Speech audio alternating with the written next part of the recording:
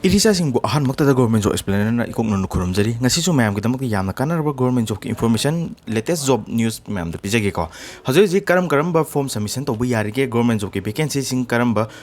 last date loidrige habdo mayam do loina khanganjarake mayam na channel sibu nongna thinabi wori channel sibu subscribe video sibu like toksinbiram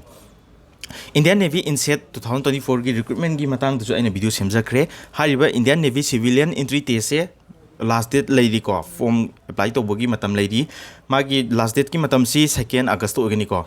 aduna mayam form ji ki damakta job si ki damakta eligible oiba candidate singna apply to naba last date yodrina de apply to naba ningsing jari ko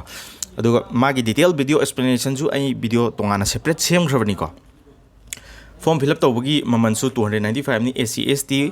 female lamadi ex serviceman PWD ki onadi form fee ki mamansu nil loibani ko Indian Post GDS ki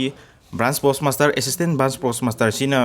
GDS ki thabak abdi myam exam yauk dabida 10 pass ki mark yengaga merit list lepa exam duni ko Indian Post GDS post office ta BPM na trang ABPM oibagi thabak do direct selection gi duni ko si jo last date 5 August oirani ko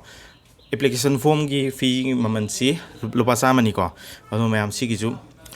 apply to yari ni na ma'am form last date yodringa de apply to bi hoko SSC ki MTS SSC na conduct to ba multitasking amadi havaldar ki post ki vacancy ju date 31 the last date organi ko last date yodringa da form apply to bi horo ma'am ITBP ki tradesman gi trade makhal gi last date su tailor amadi cobbler gi oina last date 18 August organi ko barber safai karmasari gardener posting gi oinati 26 August last date organi ko last date yodringa da form je apply to bio last date ma yoksilagadi form je apply to matam da website ki server yadabna chingba sigumba khudong sa da mayam mayokna gani ko mayam na government job ki damakta preparation tawriba targadi mayam gi one time solution khwaidagi base oraba platform ma leire TESTBOOK PASS habji ko TESTBOOK ki yearly pass pro je sije sahi amgi subscription oidini ko app ni si je Google Play Store da fangba app amni ko TESTBOOK yearly pass pro gi subscription chahi amagi si 395 ta fangi mayamna TESTBOOK yearly pass pro je subscribe twrmdaida apply kapan da sanga ga T2M haba ko chesine view aduga 12% gi discount fanga matung da subscribe te toksin view ko mayam si offer si date 28 na 31st July fogi manung da khak piba limited period ki offer ni ko TESTBOOK yearly pass pro jibu hek lesson giba targadi any government job ki matang da mayam na search toroga apamba test series thabi yagani previous year question paper oina PDF format ta download tobu yagani sectional test full test mock test loina thabagi khudong chaba loina TESTBOOK yearly pass pro low matam da loina kanaba sing se fangani ko ado mayam any government job khidemak loina eligible ogani mayam na TESTBOOK yearly pass pro lowbugi link su ai description da habjaramge mayam railway NTPC gi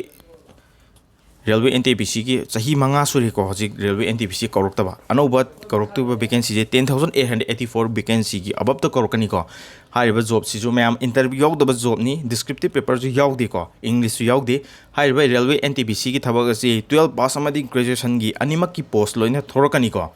sigi matang da su aina detail video explanation no tawjakhrabani ko si jo prelims amadi mains loiraga typing test sang ba thabak khare yawni sang da ba thabak yawni ko hariba job sida safety amadi non safety na khadoi ko safety hariba thabak sina mayam post padi yamna chawi adubu station da laiduni ko aduga non safety ajina railway station da lairoi sidi tongana office tongana outskirt ta laigani ko aduna non safety hariba thabak singjina ju henadi komba thabak oidini ko adu sigi thabak marak sida mayam kena to bu yauri ko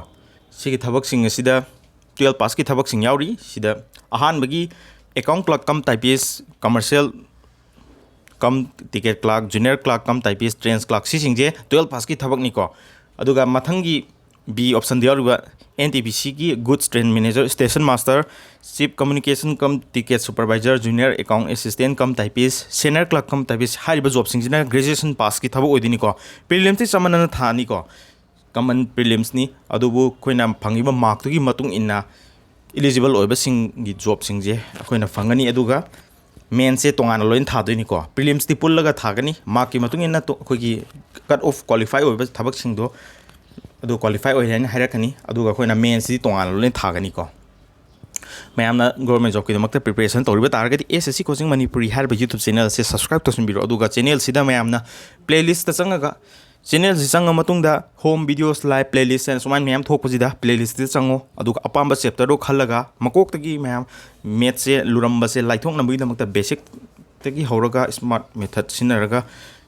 any exam sing crack to bungam naba math se phajana pukhatpe yanaba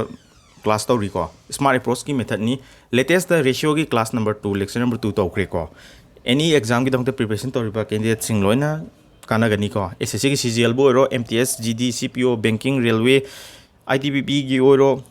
Indian Navy Air Force ki bo ro thabak khudima ki loina sida loina kana baji mayam phangani ko mayam puna kana ba lomina si channel sidagi any chapter ta ko matam da any topic ta ko matam da smart approach na gani sang hot leba answer bu ta di yare ba method to roi ko sidi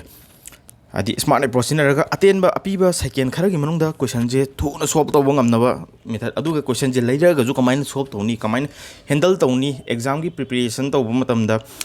exam gi techniques amadi tactics sing kamaina khangani haigani habado mayam question je hot pa matam da mayam do lone deliver to gani ko any chapter tak pa matam da mayam type wise topic wise lakani previous question paper loine solve to gani practice session legani thaba khudima ki damak to loina kana bo gani ko mayam na yamna matam changi time factor na hekta exam nang de na haina bani ko math sin khwadi gi lui na matam yam na chang bagi ni ko mayam na kwai lui ha je si matam chang da na ba mayam smart approach na ga yam la to halasi aduga mayam puna government job sing crack tong na ba mayam puna basic tagi horaga mayam puna hona minersi ngasi gi ne di matang sing government job ki update sing ji ga loina na matang si da video si tension jarake thank you